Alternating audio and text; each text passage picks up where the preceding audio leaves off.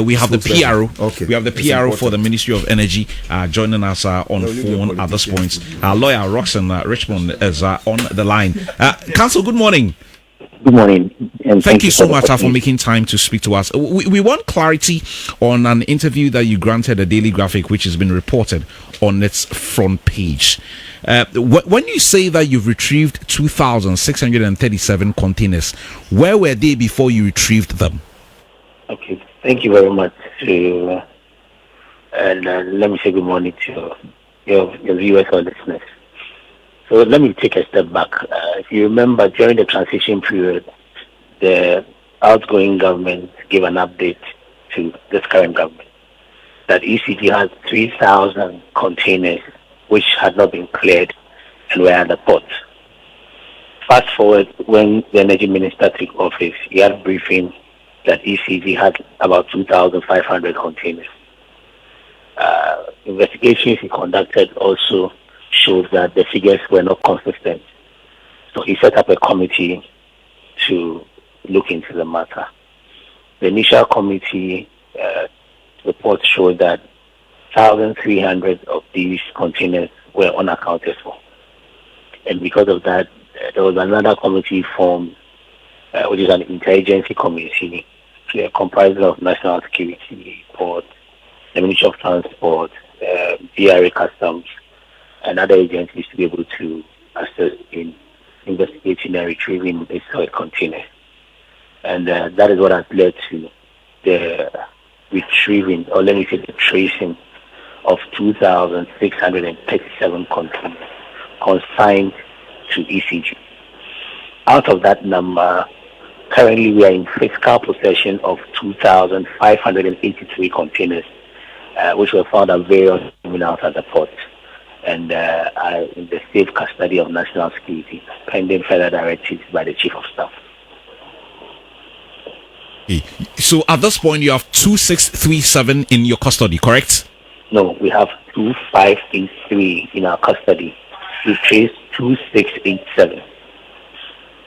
But how much are you looking for in total? In fact, that's a very interesting question, because the initial numbers we had, the investigations have far exceeded, or what has been found have far exceeded the number that were even estimated, because there are serious procurement challenges, and all these things stem from the previous management and its procurement practices. So data is a challenge, and let me give a typical example. Out of this figure, 2,637, there are containers that have been found that were not in ECG's database, and there are containers that are in ECG's database that have not been found. Can you take that again? Okay. So out of the number that we currently have, there are containers that have been found, have been traced, that are not in ECG's database, ECG's information that they have this container. It's not part. And the same investigation has also showed that some containers were not part of that database, but have been found. We have procured it with our money, but that has not been captured as something that the nation has bought. Is that my understanding? That is so. That is so. And it's unfortunate because, you can't, even the procurement system is a problem. Why do you have over 2,600 containers sitting at a port as a company or as an institution? It should never happen that you procure in excess of that, and in some cases they don't even need it. For example, when you look at some cables, they procure cables that if they don't buy a single cable in the next 15 years, they'll still be okay. It's not that they were even purchasing or procuring essential materials. They spend the money largely on non-essential materials. And that is why the minister has issued a directive that moving forward, the procurement policy should change, where the goods are shipped or they get to Tema Port and ECG has to now come and pay and retrieve. No, that thing is a thing of the past. The goods must be delivered to ECG with every cost paid. And then also for non-essential procurement, the minister has directed that it should be put on hold. pending review of their procurement policies by the board and management. The containers that you've been able to retrieve, have you been able to get the documentation on that? So, for example, container A has, let's say, 2,000 cables, and you've checked to ensure that the 2,000 cables are intact. Yes, some of them we have, and that is why the chief of staff has also directed that an inventory must be taken, so that every container content will be known. And once that inventory is taken, we'll be able to match the data that is available to what we found, and then other decisions will follow. The Meridian Port Services, GPHA terminals, and the one at Amari's terminal, these are within Amari's terminal. These are within the port. Is there a chance that the initial communication that we got that these containers were missing was not the case, because this is also at the port? Or no. So you see, you are in government, or you are new in government, and then you get a briefing. You go to the port. Those who have given you the briefing inform you that you have these number of containers available. Once you go there, you're expected to see those number of containers. One, if the numbers are inconsistent. Number two, if you go and do physical inspection and you don't find them, obviously be alarmed. And that is what led to these investigations that have led to some of these containers found in different locations. So you are suggesting that at the time that the investigation was being carried out, you didn't have information to suggest that, for example, the 1,237 were at GPHA terminals? No. In fact, that information was not available to the minister. And the briefing the minister got is what led to the minister's fears and then the committee being set up. I see. At this point, if I met Mr. Roxon and I say, okay, you've been able to retrieve 2,637, are you in a position to tell me how much more you are looking for? Are you in a position to give me an answer? Unfortunately, no. The reason is because of the procurement practices. If the data was concrete, then it would be easy to say we are looking for 3,000. Where we've set out to look for containers, because initially the report was 1,003, and then you find more than that, it definitely means that there's a possibility of finding more containers if you continue the investigation. So we are unable to put that out that we are looking for 10,000 containers or 2,000 containers because of the procurement practices. But once the security agencies are committed to it and they've made some progress, the work will not stop. And the minister has said that anybody found liable or answered for it. At the moment, the former managing director has been invited by national security. His caution statement has been taken. Some ECG staff have been asked to step aside pending investigations. Others have also been spoken to by the investigation agency. So the investigations will not stop. We'll be counting on the security agencies and the Attorney General's office for prosecution. Do we know at this point if the containers that the chief of staff has directed to be sent to the ECG warehouse have ended up there? Do we know? No, they haven't. The directive was only made recently, and the inventory will be done first, and then the transfers will be made to ECG warehouse. And when the story broke out, there were a number of stories that suggested that some containers had ended up in with private people, private companies, and all of that. Do we have an update on what has happened to those containers? They are all subject of the investigations that is being conducted by national security. No one has been arrested at this point? Like I said, a lot of people have been spoken to. A lot of people have been invited. But, as a lawyer, I am very patient when it comes to investigation. It's always better to go through the process and then eventually make the arrest and you charge.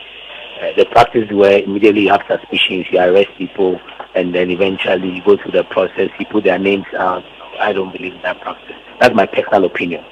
But like I said, a lot of people have been spoken to. Invitations have been made, statements have been taken, and the investigations are ongoing.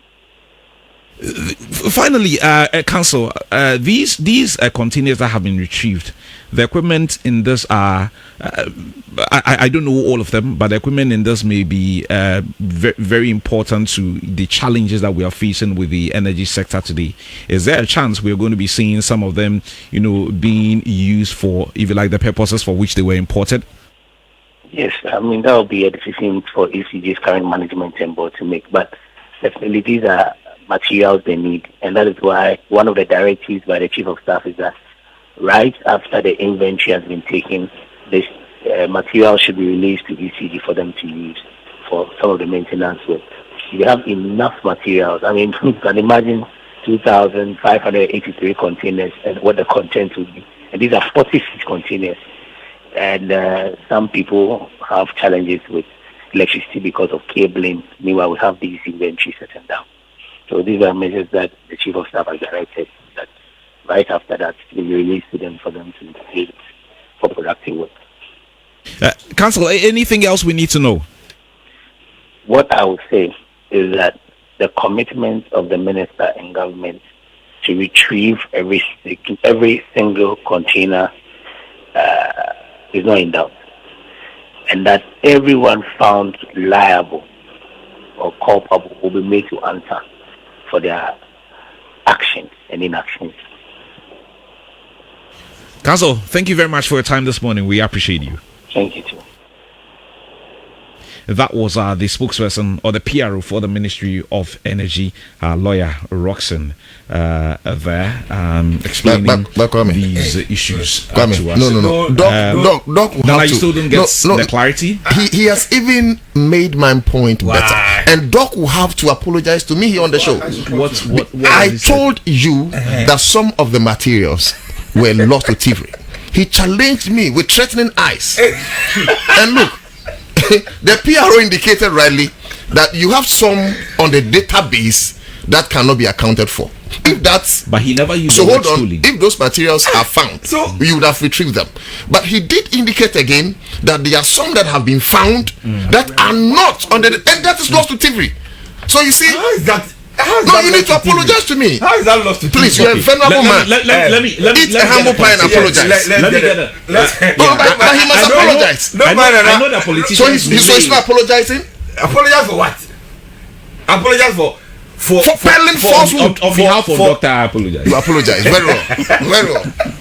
Very well. Let me move on and get to hear. That's the beauty and joy of democracy. Our other guest in the studio, Raymond Edem Tamaklu, is a government spokesperson. He's joined us as well. And then Komi is an MPP communication team member. He's also joined us on the show as well. Gentlemen, good morning.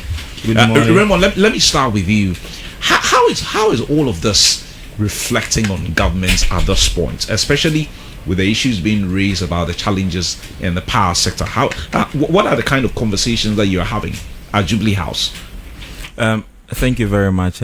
Wonderful good morning to our cherished listeners and viewers. Before I get into that, I would want to lend myself to the argument my brother Otu was making. I've been in the studio listening to the arguments, the back and forth between himself and Doc. And all along, even before the interview, it was very clear to me that these containers were lost to acts of thievery. It is that simple. It is plain. That is the obvious conclusion any reasonable person... You don't buy the talk that it was missing and it's been found. No, it is an obvious conclusion any reasonable person would come to. But would that be a fair conclusion? The point being that if, for example, like the spokesperson has said, that some containers, that are not on the database of ECG, but have been discovered or found, it lends to the argument that there are some persons at ECG or at the port who deliberately connived, to steal these materials. Because you have ECG as an institution, you have the port. Any item, consignment that comes to the port must be on records. And so how is it that these items come in and we say that they are missing? How are they missing? Where are the trails? There must be some paper trails. There must be some record keeping. And so you cannot simply say that because they are not at where they are supposed to be, they are missing. It shows clearly that some persons have connived, they have calculated deliberately to make sure that those items are missing. And where there is deliberate connivance, then that is stealing. It is very obvious to me, and that is just a fact. And he has said that many of these consignments, these containers, we do not even need. And so we're engaging in reckless procurement at the ECG. It is the reason why today the ECG is leading with a debt over 68 billion Ghana cedis. Unprecedented. It is why we are facing so many challenges in the power sector. The report indicates that monthly the ECG loses about 2 billion Ghana cedis for their inability to retrieve the sales of power. And they lose 14% of every power produced. Exactly. And so instead of focusing our energy and deploying means to ensure that the power that ECG sells, we are able to, retrieve the gains from that, so that we ensure that there is constant power supply, we do not engage in any of those. We are importing items that we do not need, items that we can still deliberately cause financial loss to the state, so that some individuals can line their personal pockets. That is just the fact of the matter. Now, we have challenges in the power sector, some due to debt. I have seen the NPP make claims that we are shedding load and that there must be load shedding timetable and all of those. The issue or the point must be made categorically clear that there is no issue that has to do with load shedding. As we are speaking, we have a generation capacity of over 5,000 megawatts. We have dependable capacity of over 4,500 megawatts. Peak capacity. For example, if all persons that rely on power are using power within peak phases, we only require about 3,500 megawatts of power. And so where is the argument then that there is a certain load shedding by the Ministry of Energy and a timetable has to come? It is not. But what is the situation on the ground? What am I experiencing every day when I get home? When I get home and my lights are off. And in one breath, you're telling us that, even at peak hours, per the data, we have more than enough. But if we have more than enough, my dad is a rich man, but every day I am hungry. How does that work? So, from my understanding, some of the issues are localized. So, I understand that some of the plants locally are overburdened, and so sometimes they trip, and then it causes local power outages. But the major issue has to do with the debt we are laden with in the energy sector. We owe to the IPPs to the tune of almost $2 billion US. These are the people who generate power for us. We are not able to pay them. And these issues have piled up from 2017 all the way to 2024, and now we are feeling the effects in 2025. It is early days yet. The energy minister has assured us, has given the indication that he is going to deal with the issue of the power challenges we are experiencing. But it is not going to be overnight. It is going to take deliberate government effort and policy to make sure that we deal decisively with the menace or the issue. Now, I understand that some of the issue has to do with the procurement of fuel. The point is that the fuel, there is no allocation in the tariffs, energy tariffs, that is allotted for the procurement of fuel. And so every time we need to raise monies to buy expensive fuel. So as part of medium to long term solution or measures, we understand that we are going to be moving away from the over reliance and dependence on fuel, liquid fuel, to fuel our plants and all of that, to another gas processing plant. As you know it, the Etuabo gas processing plant because today, that is relatively cheaper. Yes, as we know it, the Etuabo gas processing plant today saves for us about $400 million annually. And so imagine that we have another gas processing plant. And so these are some of the measures, medium to long term, to ensure that the issue that has to do with our power generation capacities and intermittent, light outages and all of that are dealt with. Now, we must also employ effective and efficient means and ways to ensure that when ECG distributes power, the revenue that is coterminous or that aligns with the distribution of such power is retained or is recovered.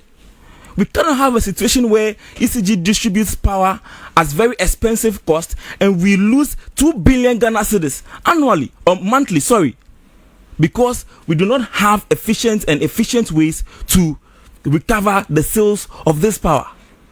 The activities of persons who illegally enjoy power supply, we must find ways to ensure that we bring that to a stop. We find persons who continue to enjoy power without wanting to pay for them. Their actions are causing terrible challenges and problems to all of us. And so this is the indication that I have gotten from the energy minister. He has given the assurance that within ample time, he is going to deal with the issue of intermittent power supply. Lights going off, coming on at will and at whatever time it is. Those issues are going to be dealt with. But the issue largely is about the debt, the indebtedness of the sector, and not necessarily about our generation capacity.